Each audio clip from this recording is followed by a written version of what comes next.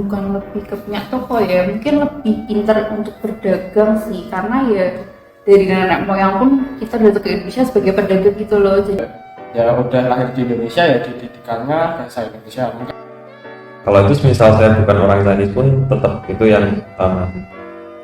Nah ini kaya itu bukan patokan ya. Gak semua orang Chinese kaya, gak semua orang non Chinese juga.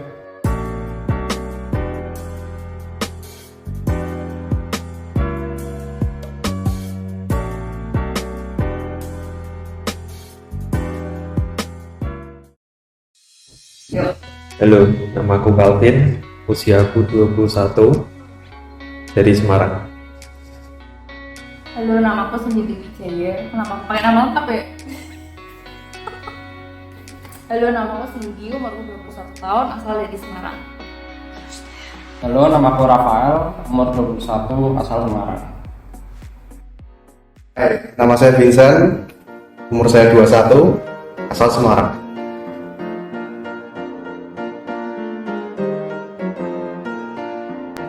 Pernah sih, tapi paling cuma buat bercandaan kayak apa itu aceng, gitu, acong kayak.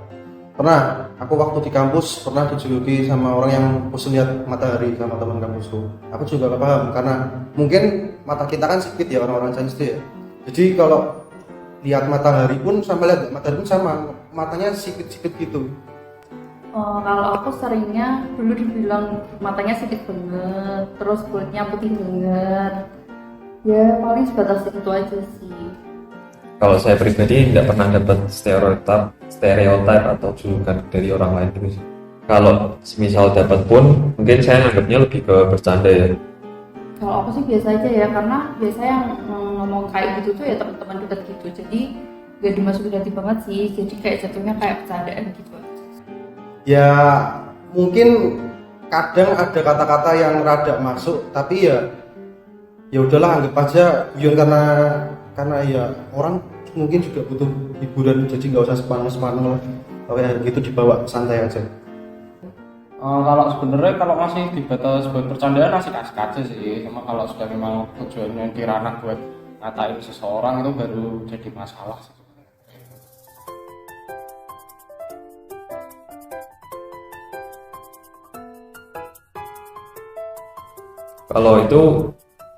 Kalau dari diri saya sebagai orang Chinese, saya nggak tahu sih saya pelit atau enggak. Cuman beberapa teman dari saya yang Chinese juga itu nggak semua juga kayak pelit gitu sih. Jadi kayak malah lebih banyak orang yang loyal terus kayak mau berbagi gitu lebih banyak sih. Menurutku bukan pelit sih, lebih ke pintar manage uang. Jadi kalau bukan yang penting-penting banget, kadang mereka nggak mau ngeluarin uang gitu. Tapi itu juga kembali ke kepribadian masing-masing sih. Ada juga orang yang gampang juga buat ngeluarin uang gitu. Jadi nggak bisa dipatok sih. Bukan pelit ya mungkin ya. Kalau biasanya sih kalau dari orang tua saya sih ngajarinnya kalau orang Chinese itu biasanya sukanya nabung. Jadi kayak prinsipnya tuh misal kalau memang punya uang didapat 75% itu disimpan, 25% tuh bisa digunakan buat hal yang lain-lain. Jadi pada enggak tuh mungkin gara-gara itu orang menangkapnya sampai sekarang orang Chinese tuh jadinya pelit. Padahal kan memang nabung soalnya ada prioritas yang memang sudah kita penuhi. Nggak semua orang Chinese pelit dan nggak semua orang Chinese gampang berbagi. Jadi tergantung orangnya sendiri lagi. Ada yang pelit, ada yang enggak. Jadi nggak bisa dicapkan semua orang Chinese itu pelit, nggak bisa.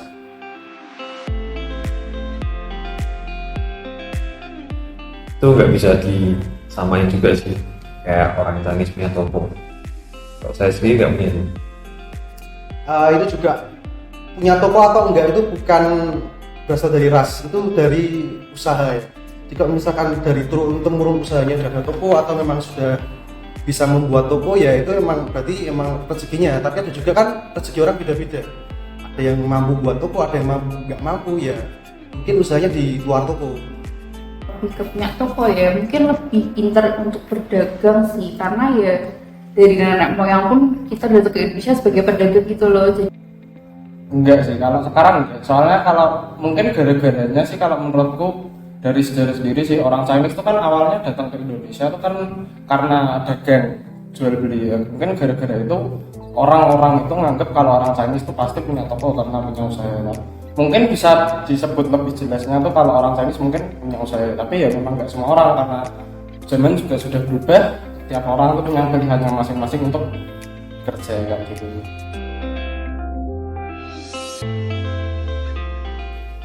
Pengennya sih bisa, tapi sayangnya saya nggak bisa. Oh, enggak juga, soalnya kan di Indonesia kan juga ya udah lahir di Indonesia ya didikannya bahasa Indonesia. Mungkin kalau di daerah-daerah yang dekat perbatasan Singapura atau Malaysia mungkin masih pakai bahasa Hokkien, atau buat orang-orang yang memang kakek neneknya itu ngomongnya bahasa Mandarin mungkin mau nggak mau bicaranya juga pakai bahasa Mandarin. Jadi kalau dari aku pribadi sih nggak bisa ya, soalnya memang udah didikannya bahasa Indonesia. Itu tergantung didikan keluarga sih, tapi kalau di keluargaku dari kecil nggak dibiasain pakai bahasa Mandarin, jadi ya nggak bisa. Tergantung orang Chinese yang tinggal di mana dulu. Kalau tinggal di Indonesia ya mungkin ada yang bisa, tapi harus belajar dari awal lagi. Sedangkan kalau misalkan dari kecil sama orang tuanya sama kakek neneknya sudah diajak bahasa Cina, ya mungkin sampai sekarang masih bisa. Tapi kalau saya pribadi dari kecil diajak ngomong sama bahasa Jawa, bahasa Indonesia, jadi ya nggak bisa.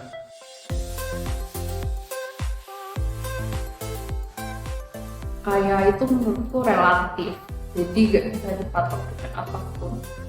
Kayak juga sih ya, kalau itu enggak sih. Semoga saya kaya.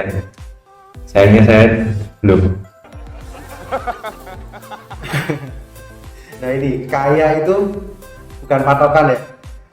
Gak semua orang Chinese kaya, gak semua orang non Chinese juga kaya. Jadi ya ada yang kurang, ada yang kecukupan, itu gantung kembali lagi usaha juga. Ya itu apalagi ya, mungkin gara-gara dulu harus hidup mandiri berlayar ke Indonesia sih. Tapi kalau sekarang sih ya harus pendidikan farmasi dulu kan, ya bisa lah ya. Enggak sih. Saya ada jago racik obat. Kalau saya pribadi sama keluarga saya pribadi kebanyakan nggak bisa sih. Jadi ya racik obat mungkin bagi orang yang di bidangnya obat. Kalau nggak di bidangnya ya mungkin nggak mendalami obat.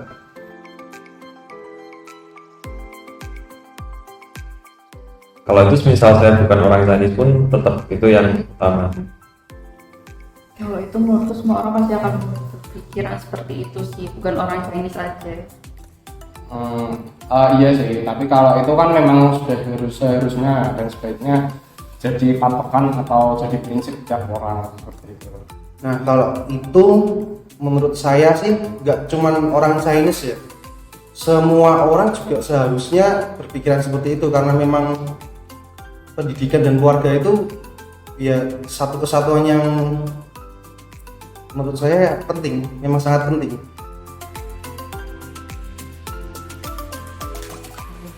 Kalau kebudayaan sih semuanya sih masih ya, cuma kalau sukanya tuh suka semua, soalnya yang penting itu kumpul keluarga besar, bisa ketemu semuanya. Nah itu yang paling disenangi sih kayak gitu.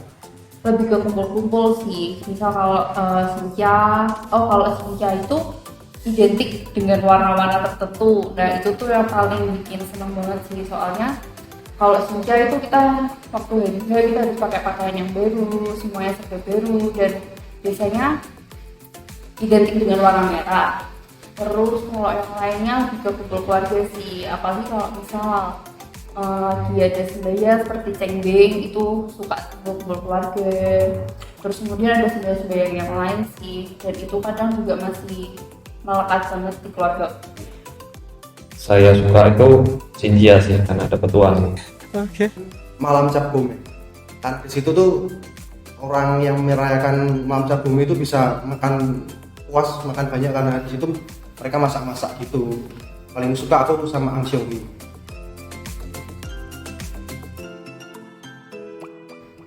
Mungkin lebih kalau kamu kenal dengan orang itu, kamu mau menyatakan stereotip itu nggak masalah sih menurutku, karena pasti orang itu bisa menerima kalau itu sebagai bahan candaan atau yang biasa gitu, dengan nada yang wajar juga ya pastinya.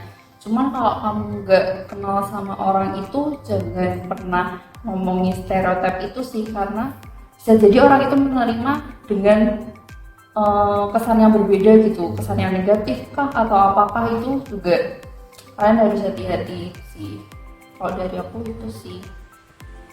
Enggak apa-apa sih kalau misalnya memang sebatas bercandaan, kalau itu memang bisa mengakrabkan kita ya enggak masalah. Yang penting itu tidak dijadikan sebagai bahan cemoohan atau yang lain-lainnya. Nah, terus sifatnya seperti kalau asik-asik aja gitu. Ya kalau mau menjadikan stereotip Chinese sebagai bahan gurauan, lihat sikon, lihat kondisi, lihat personal orang juga, karena kadang ada orang yang bisa terima, ada orang yang enggak. Jadi kalau menurut kamu sudah deket banget sama orang itu dan kamu bercandain, ya nggak apa-apa. Tapi kalau baru kenal terus kamu bercandain gitu, ya mungkin dia bakal ada unek-unek sama kamu. Itu sih. Ya kembali ke awal tadi sih, kayak setiap orang tuh beda-beda, jadi nggak bisa disamain berdasarkan rasnya. Jadi ya pasti punya personality yang beda-beda juga.